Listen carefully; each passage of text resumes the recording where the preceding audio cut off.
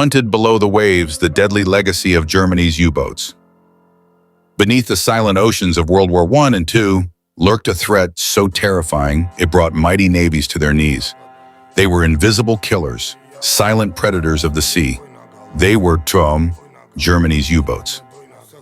The term U-boat comes from the German word Unterseeboot, meaning undersea boat. In the early 1900s, Germany saw the ocean not just as a barrier, but a battleground. By the time World War I began in 1914, Germany had already begun deploying submarines to cripple enemy shipping lines. During World War I, U-boats hunted in the Atlantic, targeting merchant and military vessels alike. In 1915, the sinking of the RMS Lusitania shocked the world, killing over 1,000 civilians, including Americans. It turned global opinion against Germany and pushed the U.S. closer to war. By the end of WWI, U-boats had sunk over 5,000 ships, but many submariners paid with their lives. When World War II erupted in 19, Hitler revived the U-boat fleet under Admiral Karl Dönitz. This time they had a new tactic.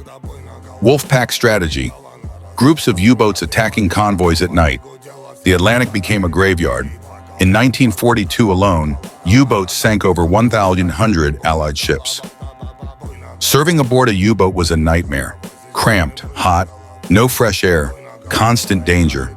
Submariners would spend weeks submerged, surviving on stale food and recycled air. But they were loyal, fiercely trained, and proud to serve aboard what they called the Iron Coffin. By 1943, the Allies turned the tide. New technologies like sonar, depth charges, long-range aircraft, and escort carriers began to destroy U-boats faster than Germany could build them. Radar could now detect them even at night. U-boat losses skyrocketed. Thousands of submariners never returned. The deadliest U-boat.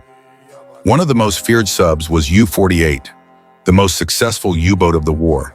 It sank over 50 ships before being decommissioned in 1943. Others, like U-96, were made famous through movies like Das Boot, showing the terrifying tension of submarine warfare. Towards the war's end, Germany unveiled advanced U-boats like the type T-1, capable of staying underwater longer and moving silently. But it was too late. The Allies were closing in. When Germany surrendered in May 1945, hundreds of U-boats were scuttled to avoid capture. Over 30,000 German submariners died during World War II, a casualty rate of nearly 75%, yet their impact changed naval warfare forever. Modern submarines owe much of their design, stealth, and strategy to the brutal lessons learned beneath the Atlantic waves. While most German U-boats hunted in the Atlantic, a few were sent on a secret mission across half the world to the Far East, their destination, Japanese-occupied territories, including what is now Malaysia. U-boat in Malay waters. In 1943, German U-boats like U-81 and U-511 made the long and dangerous voyage around Africa, through the Indian Ocean, and into peninsular Malaysia.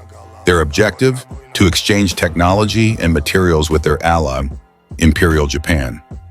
The port city of Penang, then under Japanese control, became a remote U-boat base. Known as Basis U, it was used by the Kriegsmarine for refueling, resupplying, and repairs. From 1943 to 1945, several German and even Italian submarines operated from Penang. U-boats based in Penang patrolled the Burdani Bay of Bengal, sinking Allied shipping in the Indian Ocean. But the missions were long, dangerous, and isolated. The harsh tropical climate and limited support made survival difficult. By 1944, the tide had turned. Allied forces intensified anti-submarine patrols. Many U-boats never made it back to Germany. Some were sunk in the Indian Ocean. Others were scuttled after Germany's surrender in 1945. Today, the story of U-boats in Malaysia is almost forgotten. But in Penang, remnants of their presence remain.